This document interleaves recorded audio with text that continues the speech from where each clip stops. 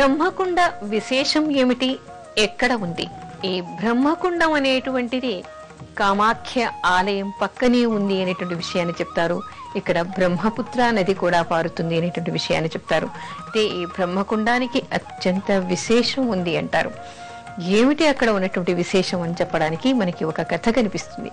అదేమిటంటే పూర్వం పరశురాముడు గురించి మనకందరికీ తెలుసు. అతి కోపిష్టివాడు, క్షత్రియులందరినీ వధించడానికి ఆయన కంకణం కట్టుకున్నటువంటి వాడని కూడా మనకందరికీ తెలుసు. ఆ పరశురాముడు ఆయన తండ్రి జమదగ్ని, తల్లి రేణుకాదేవి. ఒకసారి జమదగ్నికి కోపం వచ్చి కొన్ని కారణాల వల్ల పరశురాముడిని తర్వాత వారి అన్నలందరినీ కూడా ఆయన భార్య అంటే వీరి తల్లి అయినటువంటి రేణుకాదేవిని వధించమని కోరుతాడు. కోరినప్పుడు మిగతా అన్నలంతా కూడా వ్యతిరేకిస్తారు తండ్రికి. కానీ పరశురాముడు వెంటనే తల్లి తనను నరికేస్తాడనమాట. నరికేసిన తర్వాత ఇక్కడ మనకి 2 రకాలుగా కథ కనిపిస్తుంది. అదేమిటి అంటే ఆవిడ పునర్జీవితురాలు కావాలని చెప్పేసి పరశురాముడు మళ్ళీ వెంటనే కోరుకున్నాడు. ఆవిడ పునర్జీవితురాలైందని చెప్పేసి మనకి ఒక కథ కనిపిస్తుంది.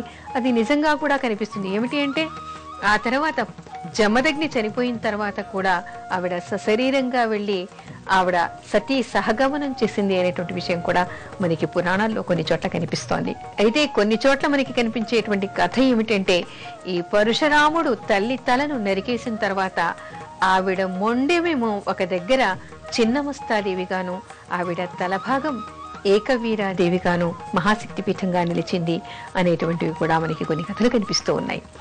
అయితే ఇక్కడ ఏది ఏమైనప్పటికీ ఆవిడ పునర్జీవితురాలైన తర్వాత కూడా తల్లిని హత్య చేసినటువంటి పాపం పరశురాముడికి వెన్నంటి ఉందిట.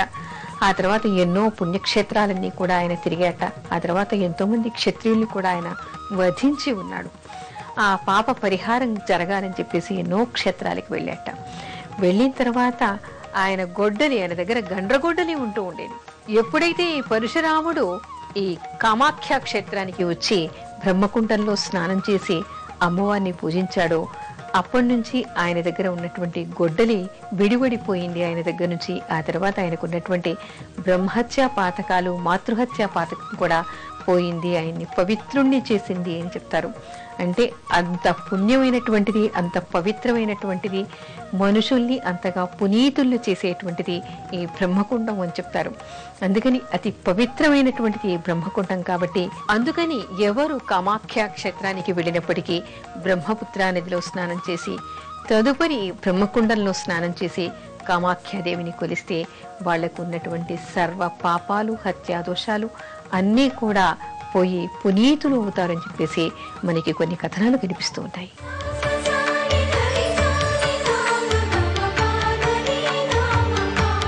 కామాఖ్య శక్తిపీఠ క్షేత్ర విశేషాలు ఏమిటి?